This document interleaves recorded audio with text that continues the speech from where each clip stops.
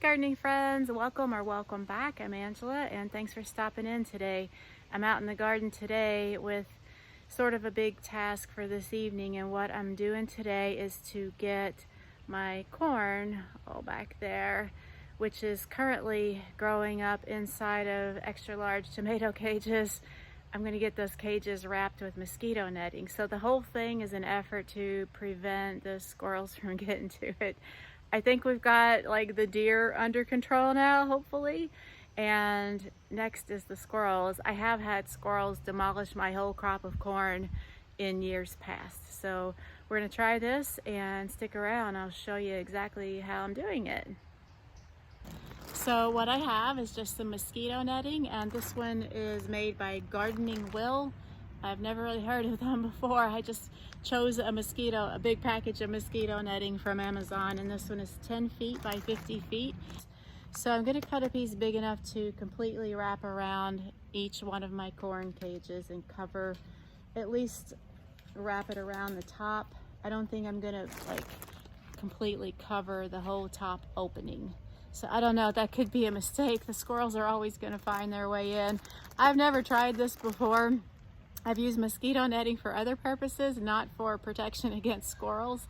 So as always, I encourage like all of us gardeners to always do our own research when we're trying to solve a problem in our garden. And like I said, I've never tried this, so I can't vouch for it. This is going to be like a totally experimental thing for me. So I'm hoping that it works, and I don't know if it will, but we'll see.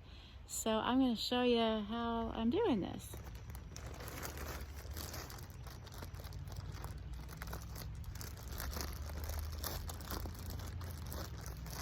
Opening this package. This is going to be a huge sheet of mosquito netting, and I think I'm going to have to take it outside of my little garden area here to kind of unwrap it and cut off a piece that's big enough to go all the way around and to cover the whole height of the tomato cage.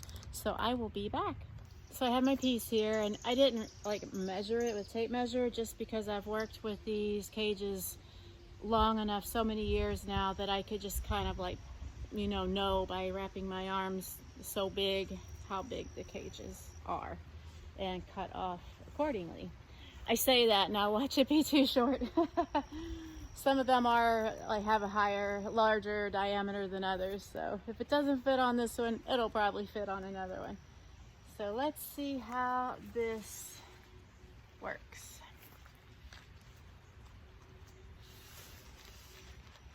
Uh-oh. Okay, it wraps all the way around. I was a little worried for a minute, thought I cut it too short.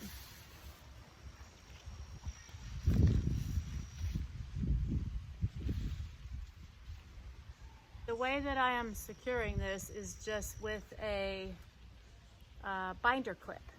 I love binder clips for all kinds of purposes. I've used them for things other than clipping papers together. They are wonderful, wonderful little tools.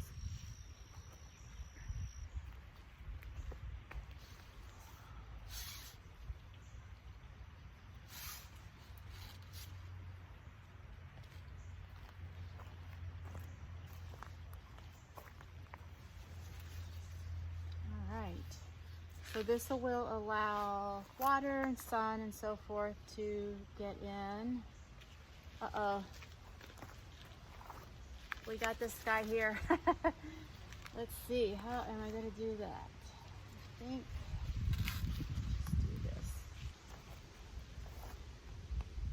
This seems crazy, but I feel like you have to get really creative to combat these critters out in the garden. They definitely have the upper hand, in my opinion, from what I've seen in my own garden. So I'm going to go get a couple of other binder clips and we'll get this secured on.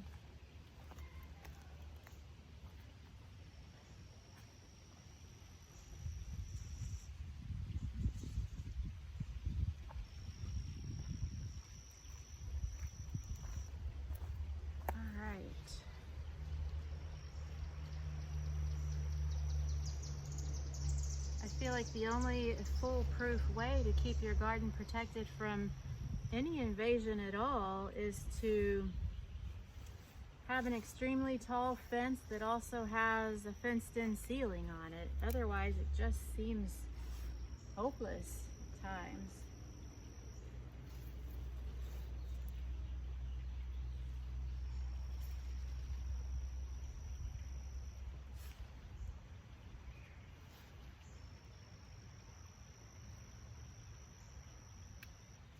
All right.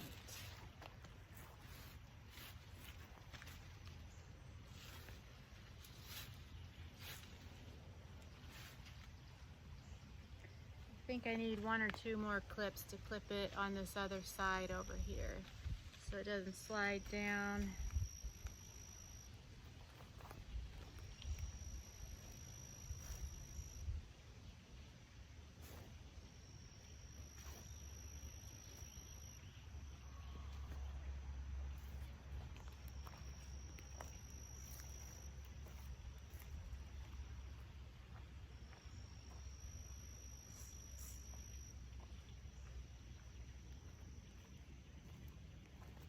I got smart and just brought my whole bag of clips over.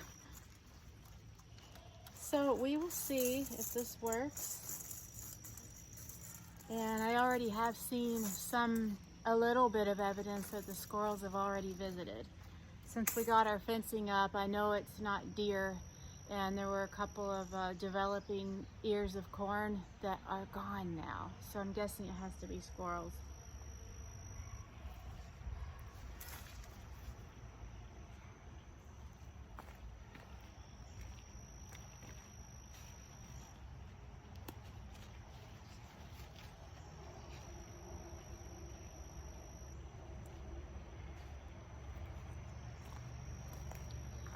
I'm gonna show you how this looks from all sides now.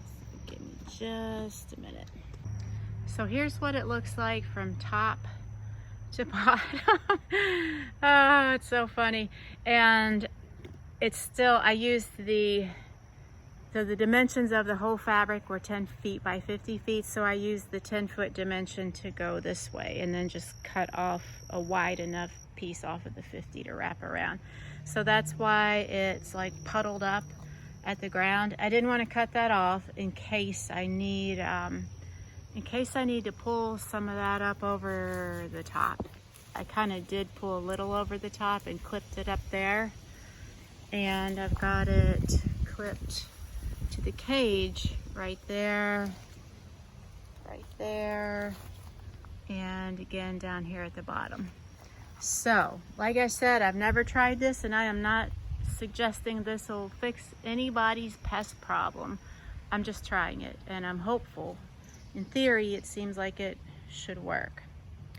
I feel like if the squirrels try to grab onto this and climb, maybe they'll start sliding down. I just don't know. I just know that without a completely closed in on all sides, top and bottom fence, you gotta get creative. And this is pretty inexpensive, easy to do thing here. So we'll try it and see. That's all we can do. So I've got 8 more of these cages. I'm gonna get as many done as I can today. They are calling for storms though soon, so which I'm all in favor of because we need the rain. So I'll show you my progress at the end of today's session.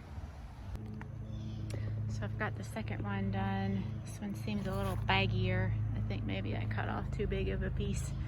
And another thing that could work for this are those bags, netting bags that people are getting to cover their small trees and shrubs to protect them from the cicada invasion that happened this year, at least in our area.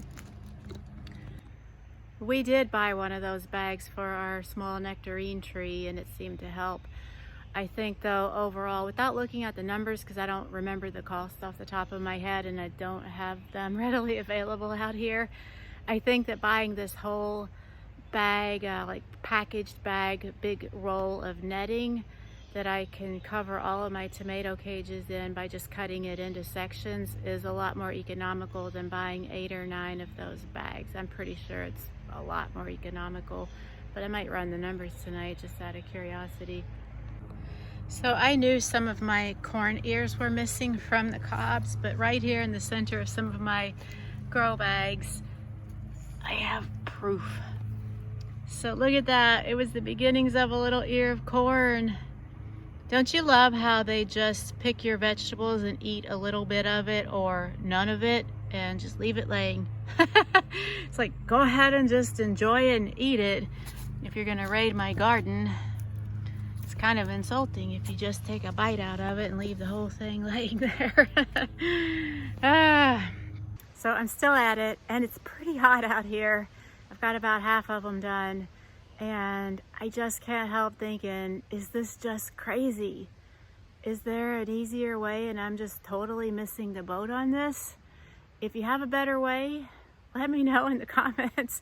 I don't care if it will make me smack myself upside the head, like, why did I miss that? I'd love to know of a better way. Okay, I've got them all wrapped. I'll show you what it looks like. And before I do that, I just have to ask, if any of you guys have a better way to keep the squirrels out of your corn, please do comment on it. I don't want to set out any kind of like poisons for the squirrels or anything like that, but it gives me, the longer I garden, the deeper my appreciation goes for the farmers that grow all of our food and all the trials and tribulations and issues they have to deal with, whether it's pests or weather extremes that come and ruin their whole season. I have like a deep appreciation for all the farmers in the world. But if you know of a better way than all this nonsense I just did back here, please comment, even if it's like so obvious that I'm like, God, dope, why didn't I think of that? At least I'll know then. So hang on, I'll show you what it looks like. So there are 9 grow bags with corn in them, and I had just enough on the 50-foot roll of mosquito netting for all 9 bags. So that worked out nicely. And no matter like whatever I do in the future to protect my corn, I can always use this mosquito netting for other things. There's always some use for netting like this, especially the bigger the garden gets, the more I am in need of you know, things like this, supplies, tools. So yeah, that's what it looks like. I'm glad that my garden is tucked way back here in the woods and we're so far off the road, because people would see this and think that, what in the world is going on there? They might just think it's like for the cicadas, but the cicadas have kind of come and gone. I mean, there's the odd one that you hear, like the regular ones that you hear every summer, but the big swarm, the 17-year swarm of them is pretty much over. So yeah, that's what it looks like. And of course I will keep you posted on how it does. Keep your fingers crossed for me. Thanks for hanging out with me today. I hope you found this helpful or at least interesting. And until next time, this is Angela signing off with a friendly reminder to get out there and play in the dirt. Bye.